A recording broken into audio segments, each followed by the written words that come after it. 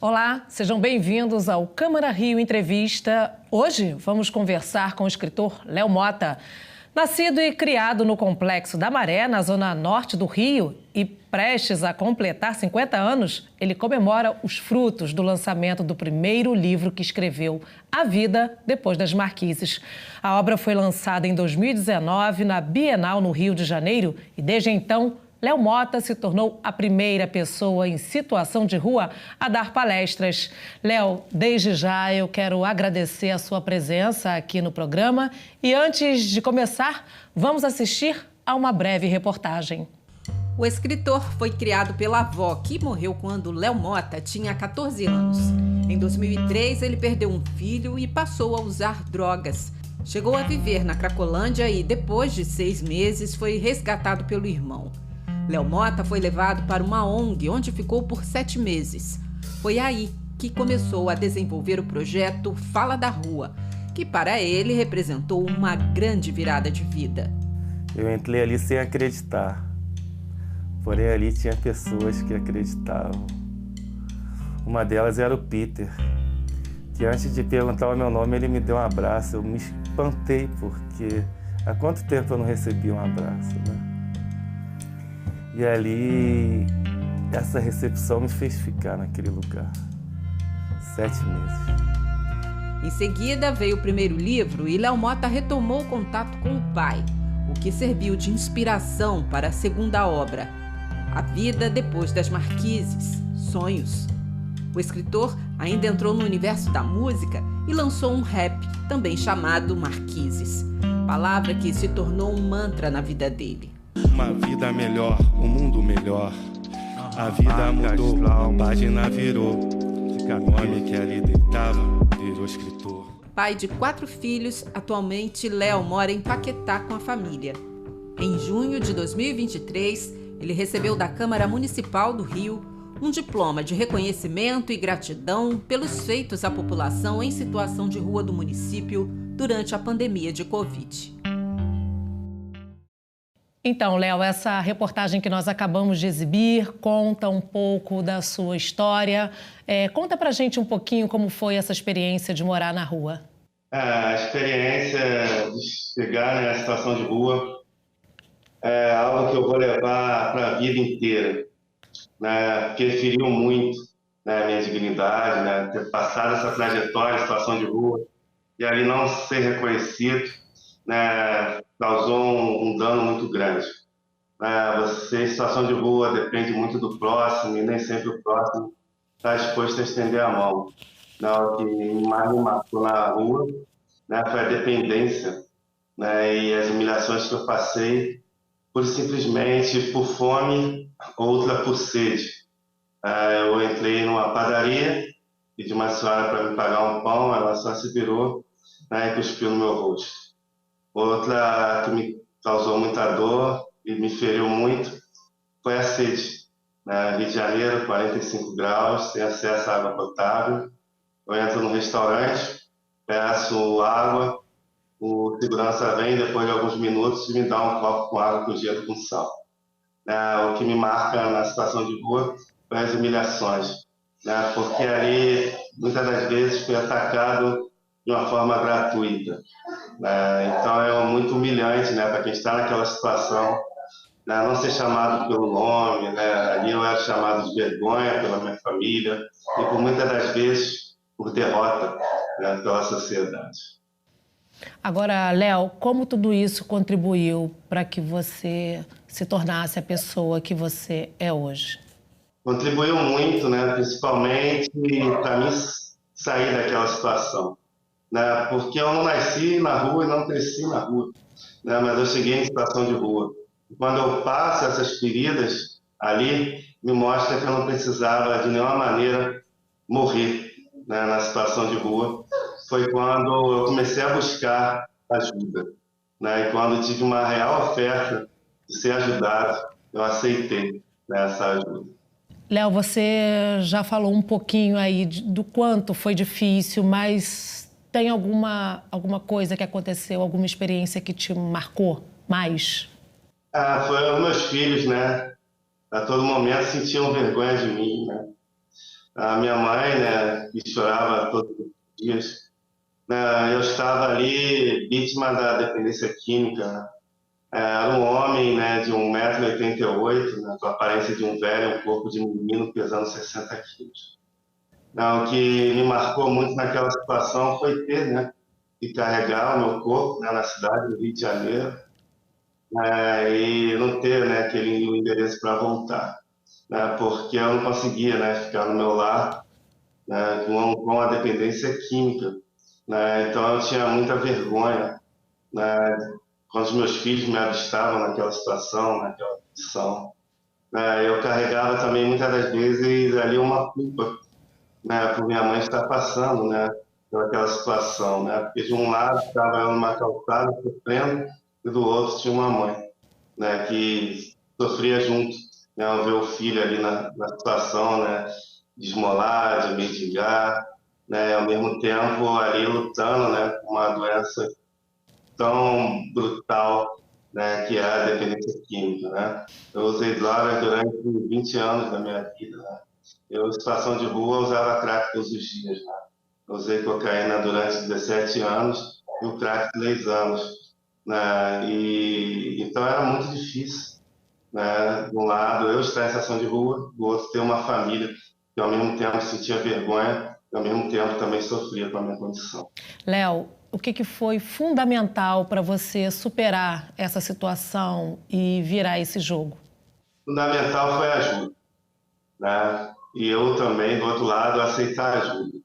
Muitas das vezes as pessoas querem ajudar, mas se a pessoa não aceitar ser ajudada, não tem resultado, né? Então eu aceitei ser ajudado, né? Passei por uma instituição, né, que é parceira, né, da Feitura, onde ali eu fui acolhido pelaquela instituição. Passei 7 meses ali, né? Foram 224 dias, 896 refeições com dignidade.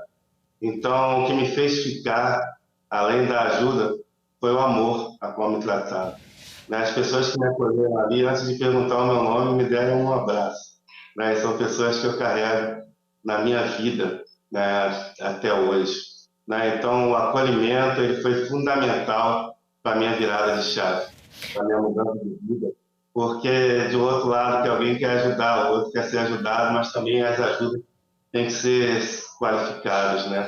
Tem que ser pessoas literalmente preparadas para lidar com o ser humano, né, fragilizado e com a vida totalmente falida, né, que era o meu caso, né? Quando eu aceitei a ajuda da instituição, eu cheguei ali falido financeiramente, mental, o emprego já não parava nenhum.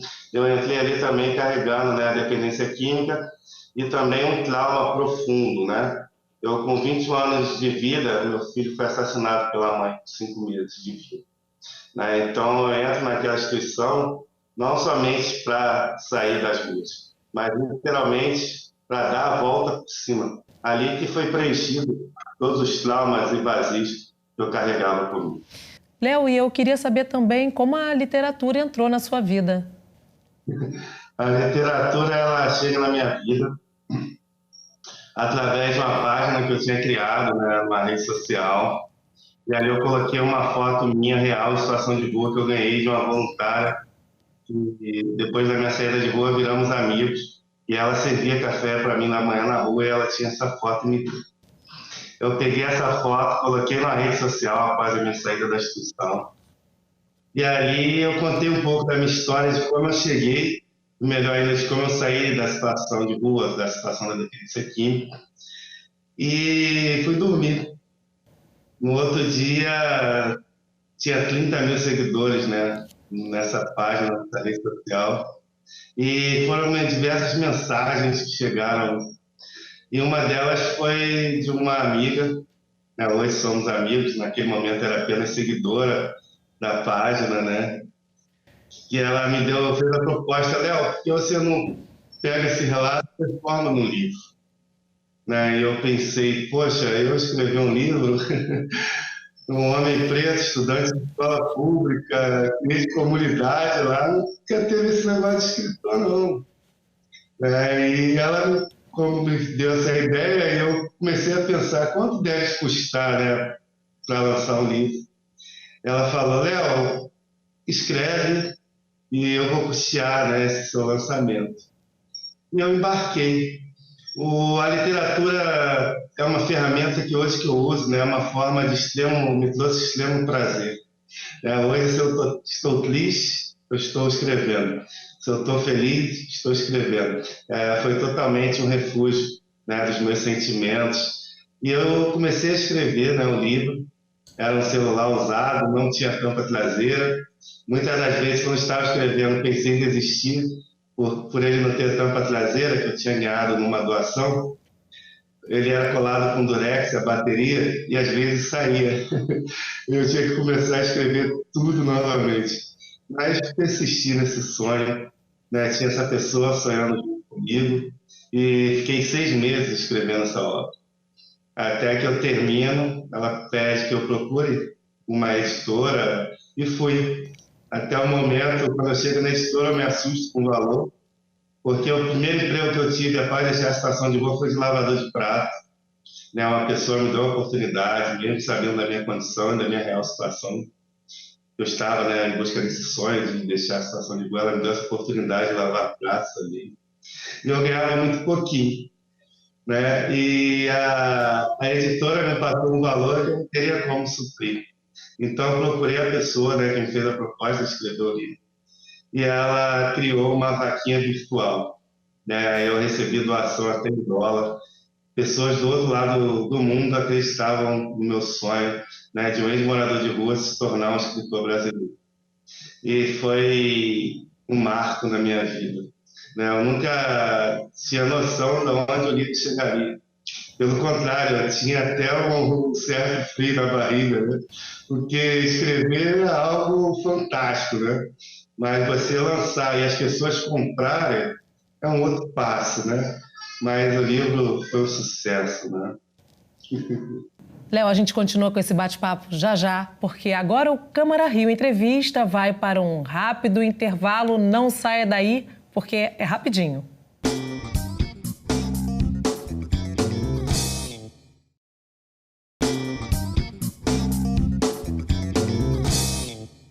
O Câmara Rio Entrevista está de volta. Hoje o nosso bate-papo é com o escritor Léo Mota, que viveu nas ruas do Rio de Janeiro e usa a própria história para ajudar outras pessoas. Léo, peço que você conte pra gente o que a gente vai encontrar nesse seu livro. O livro ele não fala apenas de tristeza, né? Ele não fala apenas de lágrimas, mas o livro também expressa sorrisos. O livro está desde o meu nascimento até a superação. É um profundo relato, né, em 218 páginas, né, de como se chega, no melhor de como se sai, né, dessa situação.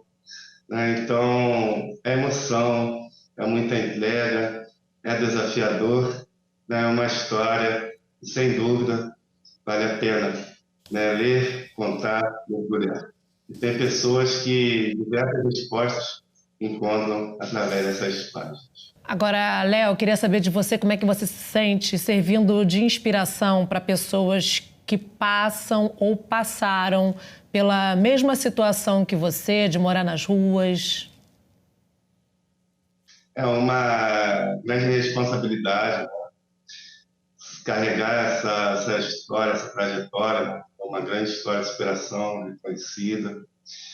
E, ao mesmo tempo, é uma realização, né? Eu ter alcançado esse sonho, né, através da literatura, e estar alcançando pessoas através da história. É uma realização, né? Não é uma felicidade, né? Porque as pessoas que se inspiram na minha vida hoje estão passando, muitas delas, por momentos difíceis, né? Que a minha história mostra que a história triste, ela não impede que o final seja feliz. Então, hoje eu me sinto extremamente realizado. Agora, Léo, você considera que as políticas públicas voltadas para as pessoas que se encontram em situação de rua, elas são suficientes para resolver essa questão? Temos ainda muito que avançar, né? Ainda mais quando se trata, são diversos perfis, né, que estão em situação de rua. Como o nome mesmo diz, né, é uma população que carrega contigo diversos motivos, né, para estar ali, né, principalmente quando se trata, temos que avançar no tratamento, né, de dependentes químicos, né, com mais políticas, né, específicas voltadas a esse tema, principalmente quando se fala assim, em prevenção às drogas, né, que foi o principal motivo que eu cheguei nas ruas, mas eu comecei o uso de drogas aos 14 anos, foi numa escola pública, né? Então, prevenção, tratamento, temos que avançar muito, né, para que as pessoas não mergulhem nesse mundo, né, não chega pelo motivo que eu cheguei, a situação de rua, né, tem um outro perfil também que está se estabilizando nas ruas, né, a gente está numa cidade, né, que é fatiada, né, por diversas cenas, né, de disputas de bandos armados, né, que acabam migrando, chegando à situação de rua, né, então a gente também precisa também de olhar a segurança pública para esse fator. A gente tem as mulheres, né, que estão em situação de rua, né, o corpo mais frágil, mas é o corpo mais exposto, né, porque uma vez na rua todos os corpos são vulneráveis, mas da mulher é mais exposto, né, a gente tem que avançar com esses olhares mais atentos para esse perfil feminino, né, que está em situação de rua, né, são mulheres, muitas delas que carregam traumas, né, estão expostas a violências sexuais ali nas calçadas, então a gente tem que estar sempre avançando, né, porque o perfil ele vai mudando, as pessoas vão, quanto mais tempo na rua, vão adoecendo, né, e quanto mais tempo, fica mais difícil também a saída. Né? Então a política pública que a gente tem que avançar nessa questão é cada vez estarmos mais próximos, cada vez, né, estender os planos de atendimento e tratamento para essa população. Né? Claro que nem todos são dependentes químicos, como o próprio censo mostra, né? O censo foi feito aí no último censo agora, né? Que temos aí 57 cenas de uso de droga na cidade. Né? Mas a gente também tem um público que a maioria dele trabalha, né, com reciclado, descartação de latas, PET. A gente tem que avançar também políticas para catadores e recicladores, né, que 80% do censo estabelecido, eles mesmos falaram que trabalham, né? Então a gente tem que avançar assim, em políticas para essas pessoas, né? A outra política que muito me preocupa para quem está em situação de rua é de educação, né?